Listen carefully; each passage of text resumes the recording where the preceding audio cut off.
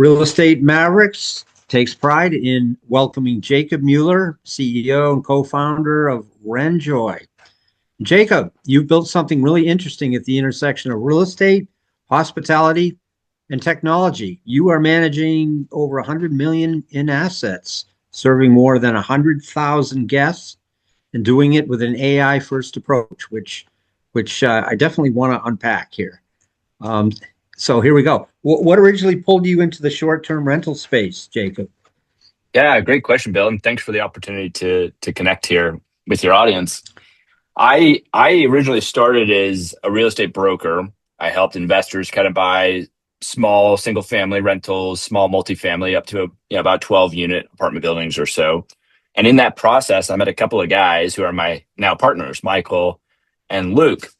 And when I met them, I actually did have an Airbnb, a short-term rental in the little mountain town of Buena Vista because I used to live there. It was just a condo. It did modest. I mean, it did well, but it was modest, and I didn't really spend a lot of time on it. And this was back, when Airbnb was hardly professionalized. And then I saw these guys running a whole portfolio, and they would come back to me every 6 months or so. And this was during ZERP. They'd come back every 6 months and be like, okay, I'm buying my next one. I'm buying my next one. I'm buying my next one. I'm like, how are these guys who are my age buying pieces of real estate every 6 months? Like, how is that even possible? So I started spending a lot of time with them, and I saw what they were doing on the short-term rental front, and I was just blown away. I was like, wow, I am not taking advantage of the opportunity that's here. So that's how I got started. Nice. So can you dig into this a little bit more? You started in product marketing and tech before moving into real estate. How did that background shape how you think about property management today? Yeah, good question. I mean, obviously, anybody who knows anything about real estate is that it's a physical product first, right? So even though I have kind of this digital background or the software background, you have to fundamentally understand that real estate is a physical problem, like in a variety of ways. Roofs need replaced. Tenant, you got makeovers you got to do after your tenants move out. You've got all kinds of real world problems. But what I discovered is when I was building or starting to run my own portfolio is that there was very few good digital products available to the manager to actually really understand and control the process end to end, specifically of finding guests, hosting guests, and cleaning up after guests. And that process is very fragmented. It still is today in our industry. And you'll hear this from a lot of tech people in the short-term rental or vacation rental industry. It's very, very fragmented. And whenever there's fragmentation, there's opportunity. And so that's kind of my tech background taught me that, right? And it also taught me how to build software. I wasn't building the software myself. I was never a developer. I was never a coder, but I was around them. I was doing product marketing. So I was at the intersection of the people building the product, the people selling the product, and the people marketing the product. And I was in between all of those people. And so I would I'd be in the stand-up meetings when we were, running scrums. Like I was around, and I probably only understood maybe 5 or 10% of what the coders were saying, but I got the knack of it over time. But I learned how software was built, right? That's the big thing. And so now I come to short-term rentals and I'm like, wow, there's no good software here. Let's rethink this from ground principles. Now, AI was not how we originally thought about it. It was originally around data and control of your data, but AI came later. Right. Well, what advantage does your marketing mindset bring to your real estate investing here too? Sure. Yeah. I mean, marketing and sales. I mean, any CEO would tell you, right? Like you have to sell something first before you can provide a service.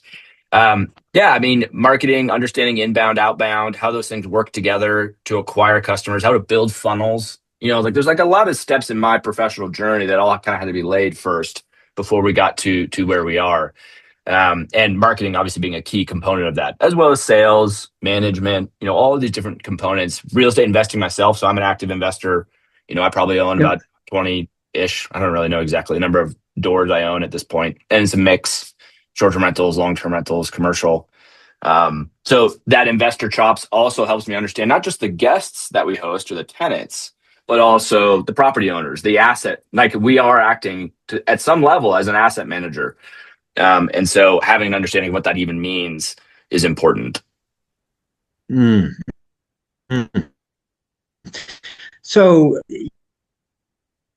you saw that gap in the software. Did you identify hospitality gaps as part of your success that you've clearly achieved here? Well, to be honest, Bill, that's been a learning experience for me. I came into this thinking this was a property management business, and the truth is it's a hospitality business.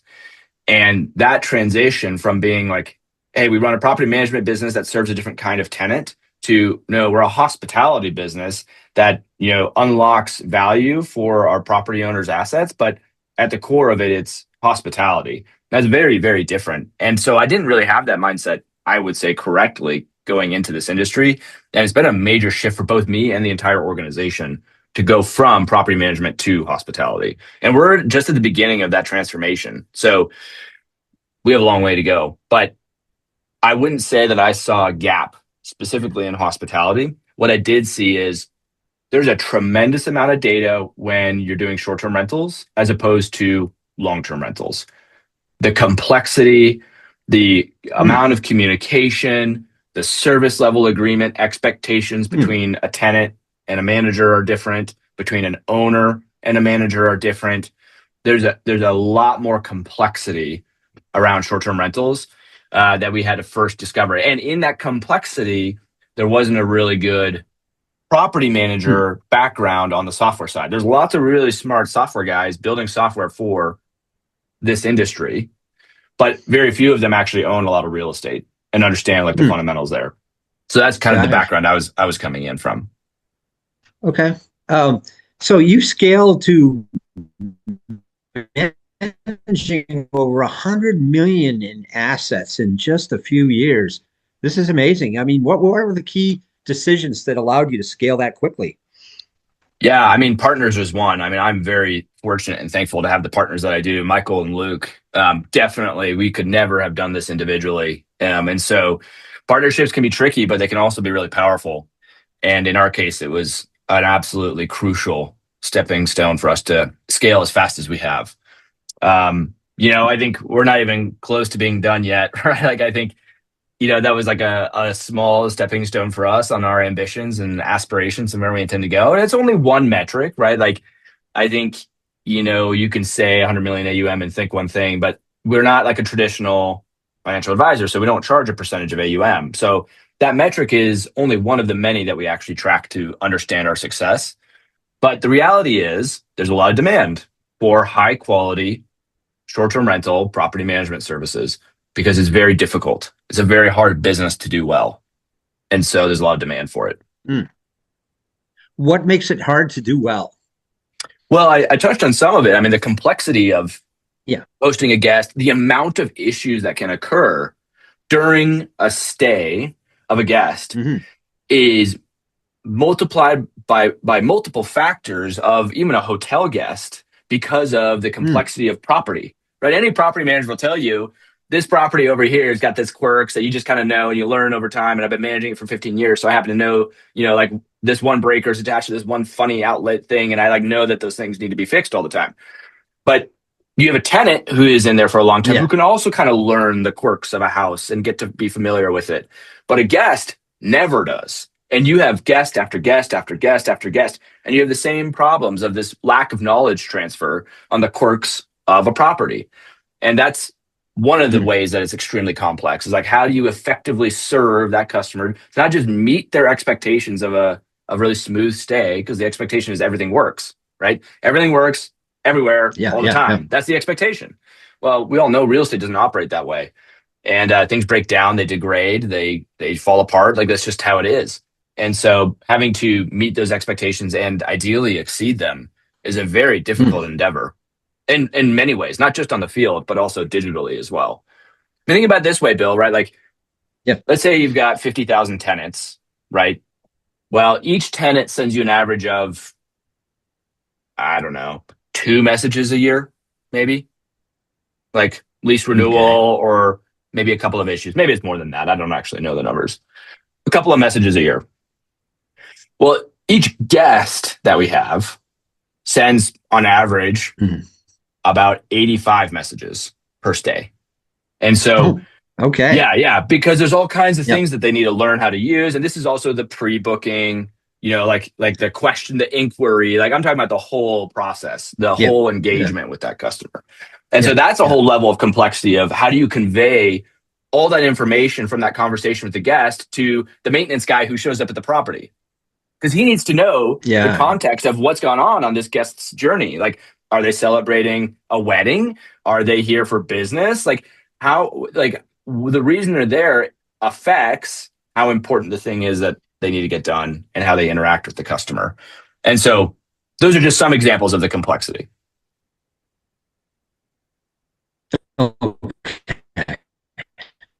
Okay. What kind of challenges did you face? Sorry, what kind of challenges were what? I missed that last word. Yeah. What were some of the challenges that you and your team had to face during your growth phase when you scaled this up? Yeah. Specific hard spots. This could help out younger people in your same shoes.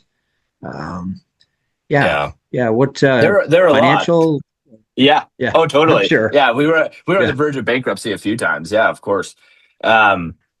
Yeah, I mean, anybody who tells you that I guess this isn't everybody's experience. I shouldn't speak for everybody, but it is very normal when you're in a fast growth place that you get really, really close to either being successful or going to zero, right? Like, it's like the difference between those two things is very, very small. It can be $1,000. It can be a lot less than you think. So for me, I would advise anybody just if you're leading the organization and you're starting it, your job is to have a vision, of course, and how you're going to get, what are you building towards and why, but also controlling your resources, like allocating resources, the right amount to the right place at the right time when you first start is really, really important. And that's how you should spend a lot of your time thinking. Because if you mess up the allocation, you can go bankrupt very fast as you're growing really fast. Making payroll is really important, right? You got to make payroll. If you want people to join your team and to work for you and to do good work, you got to make payroll. So that's okay, how do we manage our cash flows and our spending and our expenses in order to make payroll every single time without fail? And that sounds simple or easy, but it's not. Yeah. Okay. Well, here we go then. So some different topics that we could get into here, because your company is AI first. That's what you described as one of the focuses of your company, AI first. What does that actually mean in day-to-day operations? For example, pricing optimization, guest communication, and just take it and run with it. AI first. Yeah, absolutely. The first place we did it, of course, and there's a difference between artificial intelligence and I would define that as it's intelligence doing work in the real world, right? I would be specific about saying it's not just it doesn't help you have a fun conversation with chat and maybe learn a little bit personally or do some deep research. I'm talking about where AI is actually doing real work that would have been done by a person. And so pricing is the perfect example, and where I feel like we have probably the most dialed in is where there's a lot of algorithmic based pricing that everybody knows about. And typically in that model, you have an algorithm that suggests a price, and then you have a human that kind of modifies based off of, their interpretation of other data, maybe. Well, we've gone a little bit step further in saying, no, the AI agent actually sets the prices. And it's not just looking or using a single algorithm. It's using multiple. It's using airport data. It's using publicly available travel data. It's using conference data. It's using a lot of different sources of data to then decide how to price the portfolio. Now, that agent needs a lot of work. And it works right now, I would say 80% of the time, but you still have the 20% where you have to have a human in the loop, making sure things are working, making sure it doesn't set some crazy price and you totally miss the mark for a particular property for a particular month. Where we're starting to implement it now, more so is on communication. Right now we have this massive game of telephone. As an example, a guest has an issue with, let's say, a dishwasher. The guest communicates to our guest experience team, hey, there's an issue with the dishwasher. Guest experience team then communicates it to operations. Hey, there's an issue with this dishwasher. Operations dispatch then evaluates that in the queue of all the other things that are gone wrong that need to be fixed and assigns it a priority and schedules a date with a technician, then communicates that back to the guest experience agent who then communicates it to the guest. So that's kind of the flow. But the dispatch also then communicates to the technician, hey, what's wrong? What are the guest expectations? When are we going to fix this? Yada, yada. Yeah. Well, we're in place of eliminating that whole thing with humans, where there's actually just an AI that's both messaging the guest and interacting with the guest in a hospitality way, but is also the dispatching agent simultaneously. And so we haven't launched this agent yet, but we're testing it right now. And an example of what this can look like is when you integrate that messaging the guest, it has that full context window that I talked about, the entire guest journey, as long as we've known them. So it can personalize everything it's saying, but it also has access to the location data of the maintenance technician. It also has access to the queue that maintenance technician has of tasks in front of them. It can then deliver an almost instantaneous response to the guest, like, hey, I'm sorry your dishwasher's not working. We actually have a maintenance technician in the area. He's finishing a few more things, but he can be to your property at about this time, and I'll let you know when he's on his way. Oh, and by the way, his name is Sergio, right? Okay. Yeah. As soon as Sergio finishes his last task, that agent automatically knows Sergio has completed his last task and is now going to head to the property. And you can do this either by him completing the last task, or he starts moving in his car, right? Because you're tracking the vehicles and the time, all of that. And then the agent automatically says, "Oh, right, I can see that Sergio's on his way." Automatically, without prompting of any kind, message the guest, "Hey, Sergio's on his way. His ETA is about 10 minutes. Just wanted to give you a heads up." And that's without a single human in the loop. So that's what we're currently testing right now, as an example. Yeah. All right. And so using that for guest communications, repairs. Dispatch. Yep. Dispatch. Yep. Data-driven decision-making. I mean, how much are you using that? How deep has AI gotten into your systems? Data decision driven making. I mean, everything we decide is based on data, right? Like I'm trying to think through at the end of the day, there's a difference too of like lagging data versus leading data. And Okay. Care to expand on any of that? You're clearly moving ahead with AI, and your experience is important here for others that are following behind you. Yeah, I mean, everything should be a data-driven decision, right? Like at the end of the day, we care about how we make people feel. So how do you quantify? How do you quantify feeling? Yeah, difficult, right? And so you use the things that you can, right? Like the guest review scores. We have like super fast and easy check-in, check-out scores. Like when a guest walks into our property, we have like a thumbs up, thumbs down thing that they can just hit real fast. And that's instantaneous feedback to the housekeeper of like, hey, this guest found this place clean or not, right? Now, that's not sufficient data on how you're making somebody feel, but it gives you at least some idea. And there's all these different little indicators along the way. We have sentiment scoring when we're talking to a guest, right? Hey, is this guest upset or not upset? Or what's the ranking of their upsettedness? Because that affects your service level agreement, like how fast you're going to fix things for that guest. So, at the end of the day, what we really care about is the guest review score, right? The public guest review score for the property is, at the end of the day, the gold standard, or like the gold metric of how did we make this guest feel. And it's not just, did we get a 5-star, but it's also what's the ratio of people who stayed, who gave us 5 stars, right? If only 10% of your guests are giving or leaving a public review, that's a bad sign, right? You want more people leaving you 5-star reviews, right? So you want that response rate really high because that means you wowed them enough for them to take the time out of their lives to write a review. Yeah. Mm-hmm. And then homeowners are simpler, right? Homeowners are referrals, right? Like referrals and churn. Like how many homeowners leave us for another manager? How many homeowners leave us to sell their property? All of that is obviously a key metric on how do we make our owners feel? Do we make them feel respected? Do we make them feel like we're taking care of their assets, that we do what we say, that we're trustworthy, that we have integrity, that we will do the right thing? And And that is reflected in churn rates or referrals. Right. Yeah. So, I mean, Jacob, you're not just managing properties. Obviously, you're managing guest experiences Mm-hmm. and hospitality. Mm-hmm. How is hospitality changing the way investors should think about real estate?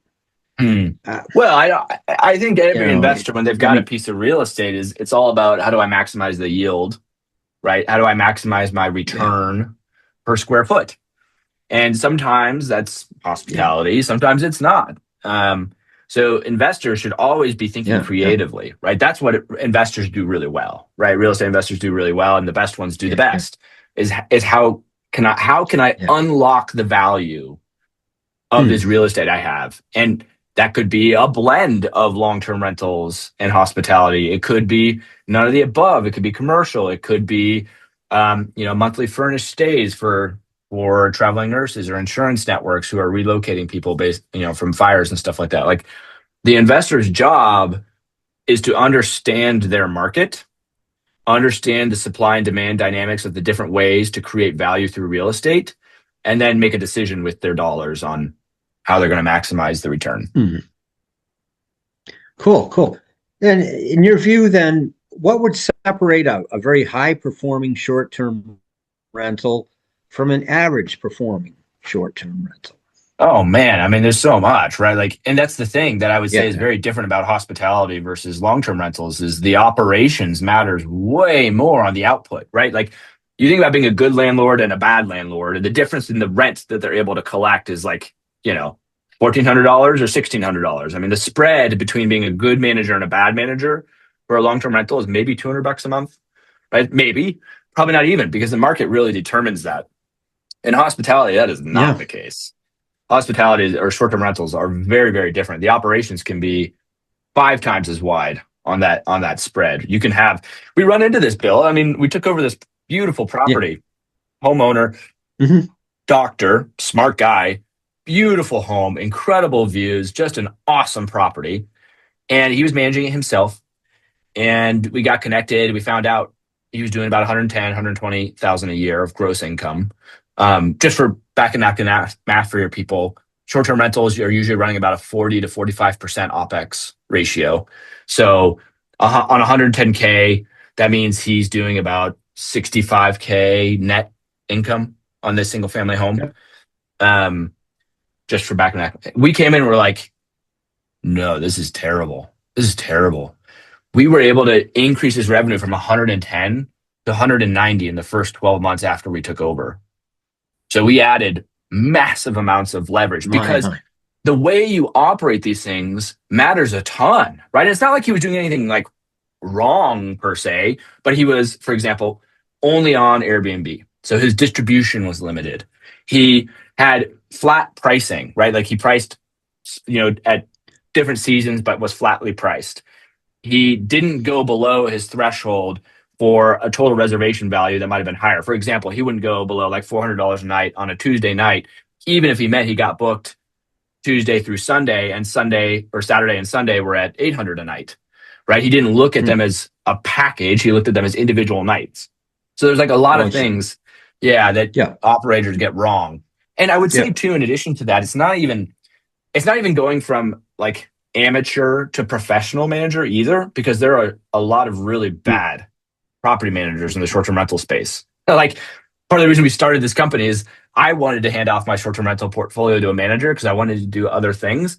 And I went out to the market and I looked for a manager and I didn't see anybody I trusted with my property to unlock the Okay. yield. Right. Then I'm telling you, to be able to do this thing, to continue the outsized return that we've been able to earn, I didn't see anybody who could do that. And so that's why we just started our company. There we go. All right. And you reached your first profitable year in 2025. What Yep. changed in the business to achieve the profitability? Oh, the scale. I mean, anybody who knows, I mean, like you're familiar with the J curve, right? Where like, you know, I always had this Yeah. belief, and you kind of like, I think this is true. I hope this will be true in my situation, but you're investing in the business because you need scale, right? You need a certain scale for the operations to make sense and start earning profit. So we really kind of hit the profitability mark on that J curve in 2025. And now we're off to the races. Nice, nice. And let's see, now you're operating in Colorado Springs and beyond. Mhm. What trends are shaping the short-term rental industry right now in that area? And Mhm. then say regional and national too. Yeah. Yeah. I mean, probably the biggest story in short-term rentals right now is around regulation and how do we as a Hmm. community and a society view people renting out properties to people coming and going. And in fact, as part of that, Bill, Yeah. I have founded a chapter of the statewide organization called COSTRA, the Colorado Short-Term Rental Alliance. We founded a new chapter called the Pikes Peak Short-Term Rental Alliance, which is Colorado Springs and beyond, kind of our metro area, multiple counties. And as part of that, Hmm. we're representing the property rights and we're advocating for our homeowners, protect them to be able to do what they want with their property. And so that's the biggest trend that I see is the regulatory environment is continuing to be shifty. It's not even like towns come up with a regulatory framework and then implement it and then execute it and then let it be. They're like revisiting it all the time. And so you Hmm. can even go into a market that's already set or established regulations on how we're going to manage short-term rental permits, how we're going to manage or allow their use. You can go into a community that's already done that and then they can change it. We've seen this happen multiple Yeah. times in the town of Woodland Park, as an example, which is just outside of Colorado Springs into the foothills of Pikes Peak.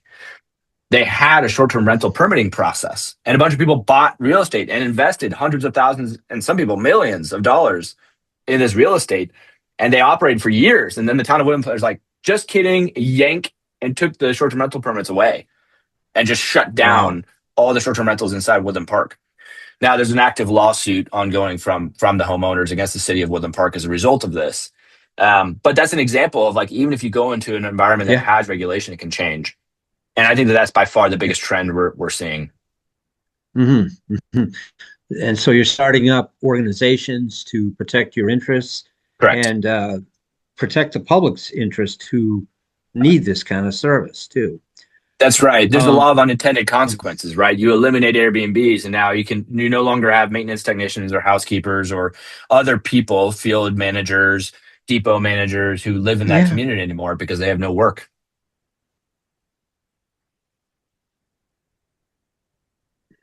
Period. Yeah. Yeah. How is that shaken out? More and more bigger players moving in. Um, yeah. If you could talk about that a bit here. You're one of the most Mm, successful ones. And yeah, how's the industry moving ahead yeah. here? And what's competition looking like? Yeah. That's a good question. Kind of Bill, the way I see it is there Airbnb when it launched in the early 2000s and since then has created a new market to some degree. Vacation rentals have been around forever, right? I mean, like vacation rentals are like one of the oldest industries known to man. You know what I mean? Like the Roman senator Yeah. going to his Yeah. country estate, right? Like vacation rentals have been around forever. But the thing that Airbnb did is it unlocked a whole new category of use for real estate, and that's why they've been so successful. Is they've allowed investors and others to unlock a return per square foot that was not allowable before by connecting the guest with the host. Um, Hmm. and so through that unlocking process and the creation of a whole new marketplace that didn't exist before, it was the Wild West, right? Like there's hosts out there doing crazy things. There's all kinds of people. And, for the first 15 years of Airbnb, it was like all over the place. But what we're seeing now is we're seeing some professionalization arriving in the industry on the short-term rental side. Vacation rentals have already had it, and there's things to learn.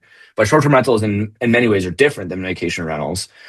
And what we're seeing now and the trend that I think we're going to continue to see is not, I think there is consolidation going on for sure, Hmm. but it's a hyper local thing and hospitality is really, really hard to scale. And Yeah. so I don't necessarily see the consolidation continuing massively. I think there will be people Hmm. who attempt it. Um, but I Yeah. do see professionalization occurring everywhere in the industry. Yeah. Okay. Okay. Hey, for somebody considering entering the short-term rental space today, what should they know? What ammunition do they Yeah. need to have getting into this type of business? Yeah, I What would kind of think a couple skills? of, yeah. I mean, you have to care about people, right? Hospitality, homeowners. You have to know why you're doing it, right? Everybody's like, oh, this is an awesome side hustle thing I can do to make some money. And it's like, that is not a good idea because it is complicated. Now, if you're only going to manage a property or two, maybe that's fine. But if you want to build a business, like that's very, very different. So first of all, understand your why. Like, why are you doing this? That's very important. And then understand your market. Where you are physically is much easier to do this, right? Like wherever you are. Hey, does this market need short-term rental property management? Are there lots of Right. people traveling here in the first place? Like how big is the market, right? There's lots of things you have to understand about how big the pie is that you're going to try to go after. And then from there, I would think very carefully about how can I build a company to serve this market or these customers without ever hiring a human. Like if I started over Right. today, I would Yeah. if I started over today, I would probably rebuild our company with just me and my partners and nobody else. Mm. Wow. Yeah. All right. Are we headed towards that AI future where one or two people control a $500 million company with no Yes. employees? Yes. Yeah. I'm a We are firm headed there. believer. Yeah, I'm a firm believer we're gonna see $1 billion company run by a single person in the next several years. Yeah. Okay. So yeah, I mean that's part of the crystal ball question here. Looking ahead 3 to 5 years or so, how do you see real estate and hospitality converging? And where do you think we'll Yeah. be, in that time frame? Yeah. Yeah, I mean, What's your thoughts on that, Jake? yeah, totally. Good I stuff. love pontificating and guessing. Yeah, I have no idea. Hmm. Like, I'll say that first. Okay. Um, but I mean, we're not doing anything new here. Like real estate, hospitality, like this has Yeah. all been around forever. I don't think there's anything like, I don't think there's gonna be like a Hmm. new segment of hospitality by any means. What I will say though is that I Yeah. think the experience that people are gonna have is going to become more luxurious. Luxury experiences are going to be far more commonplace, where a guest who goes on, a modest Hmm. family who goes on one vacation a year or whatever, receives this white glove service that is like extraordinarily catered to them that they would never have been able to afford or have in the past. Basically, the cost of having an incredible personalized experience that makes you feel seen and valued, I think that's going to be far more common than it is today Hmm. because of the ability to scale Interesting. and understand your customers. That I think people are going to have way better experiences than they Hmm. used to. And I would relate it to an example, a similar Hmm. or an analogy rather. And that's, Bill, have you ever been in a Hmm. Tesla that's driving FSD? I've actually never been in a Tesla, so Okay. there you Okay. go. Okay. So this analogy may not quite land for you, but I would highly encourage you go to a Tesla dealership near you, Hmm. test drive one, Hmm. and have them do FSD. I would Yeah. just encourage you to do this because Uh, the thing about it is okay.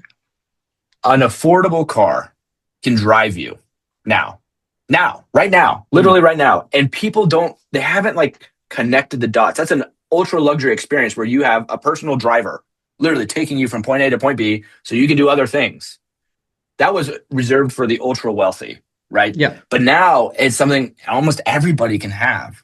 And I think it's going to be like that, where the hospitality experience, the guest Hmm. experience is going to be so personalized and so wonderful that it's available to the Hmm. every man, not just the people paying for the luxury resorts. That's where I think it's going. That's some amazing insight, and from a man who knows what he's talking about here, with the kind of success that you've achieved over the past few years. Yeah, so that's really interesting. Yeah, I'm looking forward to carrying on a conversation in the future too. Here, Jacob, thank you so much for being on the podcast and sharing your insights, your experience, your words of wisdom, and where we're headed over the next little while. I really like where the future is leading as far as short-term rentals. So, Yeah, I agree. yeah, yeah, this has been very good. So, all right, that's a wrap then. And Thank you so Thanks, Bill. much for taking the time here.